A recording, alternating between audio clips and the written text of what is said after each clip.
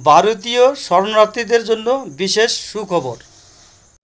Google play store থেকে CAA 2019 বলে search করে একটা অ্যাপ ডাউনলোড করুন।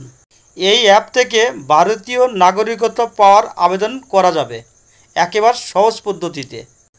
ভয় পাওয়ার কোনো কারণ নেই। অ্যাপটা খুলে জিমেল অ্যাকাউন্ট দিতে হবে। একটা ফোন নম্বর দিলেই দুটো ওটিপি আসবে, একটা মেসেজের মাধ্যমে, একটা জিমেলের মাধ্যমে। দুটো ওটিপি সঠিকভাবে বসালেই ওপেন হয়ে যাবে বা লগ ইন হয়ে যাবে। অ্যাপটি লগ ইন হয়ে গেলে ধীরে ধীরে পড়ুন আর ধীরে ধীরে আগের দিক যান, কোনো ভয় পাওয়ার কারণ নেই। ভালোভাবে ধীরে ধীরে দেখলে সবাই এই ফর্ম ফিল আপটা করতে পারবে এবং সবাই নাগরিকত্ব পাওয়া সম্ভব। আগামীকাল পরবর্তী ভিডিওয় বিস্তারিত